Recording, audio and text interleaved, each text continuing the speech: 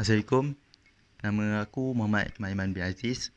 So hari ni aku nak terangkan tentang apa yang aku dah belajar dalam Kelana Siswa 2. So, apa yang aku dah belajar dalam Kelana Siswa 2 adalah tentang first aid, iaitu dalam bahasa Melayu kita tahu sebagai pertolongan cemas. Pertolongan cemas ni ialah bantuan segera atau rawatan kecemasan yang diberikan untuk orang yang tercedera sebelum mendapatkan bantuan atau perawat yang lebih bertauliah. Senang cerita lah kan. Pertolongan cemas ni macam rawatan awal yang orang yang tak ada ilmu tentang perubatan ni pun boleh buat sementara tunggu ambulans datang, doktor datang ataupun orang yang lebih pakar datang. Sebab kalau kita call ambulans ke, kita call doktor ke, mesti ambil masa kan. Kadang jauh, kalau dekat tu mungkin Alhamdulillah ada rezeki. Tapi kalau jauh, so siapa lagi yang nak tolong? Kita lah. So pertolongan cemas ni, apa fungsi dia? Fungsi pertolongan cemas ni untuk kurangkan kesakitan dan memerhentikan kesakitan daripada menjadi lebih teruk. Apa yang hebatnya tentang pertolongan cemas ni kan? Dia tidak memerlukan peralatan yang banyak. Semua peralatan yang diperlukan boleh dimuatkan dalam satu kotak. Dan kotak tu kita panggil sebagai peti pertolongan kecemasan.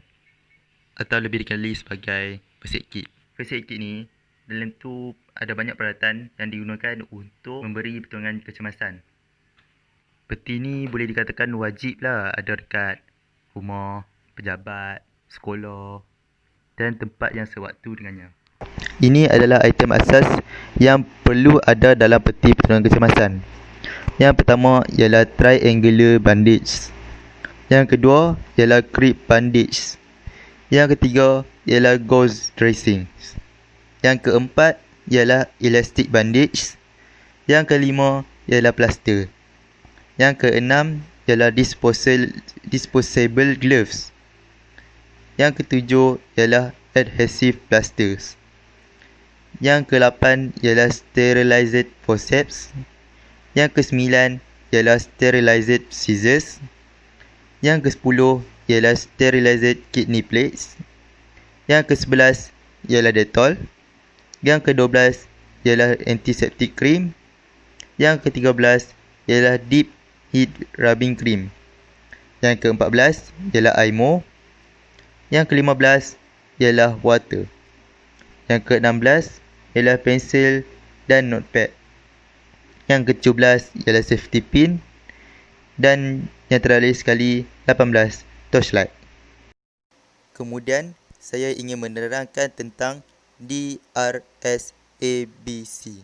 DRSABC ni stands for D, danger, iaitu bahaya. R, response, for tindak balas. S, send for help, hubungi bantuan. A, airway, saluran pernafasan. B, breathing, pernafasan. Dan C, circulation, peredaran darah. Okey, pada fasa danger ini, kita perlu menilai situasi yang berlaku bergantung kepada tempat kejadian. Kita juga perlu alihkan benda yang boleh mendatangkan bahaya kepada kita dan mangsa. Respons: periksa tindak balas mangsa, kejutkan mangsa, tepuk bahu dan jeritkan, "Oi, hidup lagi tak?" Kemudian, letakkan mangsa berbaring terlentang atas permukaan yang padat. Send for help: segera hubungi ambulans dengan menandai nombor 999 atau 991.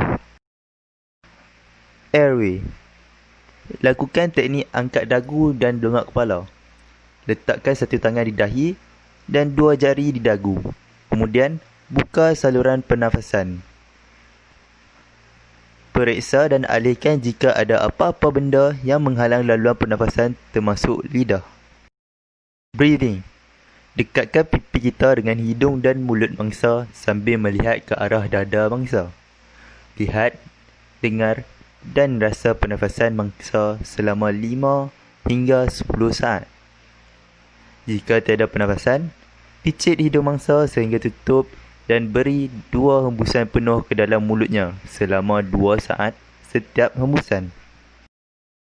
Circulation: jika tiada tanda pernafasan normal, batuk atau sebarang pergerakan pada mangsa, Mulakan tekanan di dada mangsa. Letakkan tangan anda di tengah dada mangsa. Tekan ke dalam sebanyak 30 kali dengan kiraan dan 1, dan 2, dan 3, sehingga dan 30. Jika tiada pernafasan, picit hidung mangsa sehingga tertutup dan beri 2 hembusan penuh ke dalam mulutnya selama 2 saat setiap hembusan. So, apa yang aku boleh simpulkan dalam mempelajari pertolongan cemas ataupun first aid adalah, yang pertama, membantu dan menyelamatkan nyawa. Yang kedua, mencegah kecederaan lanjutan. Yang ketiga, menggalakkan pemulihan. Yang keempat, memudahkan rawatan lanjutan. So, itu adalah sedikit sebanyak yang saya telah belajar dalam Kelana Siswa 2. Itu saja daripada saya. Sekian, terima kasih.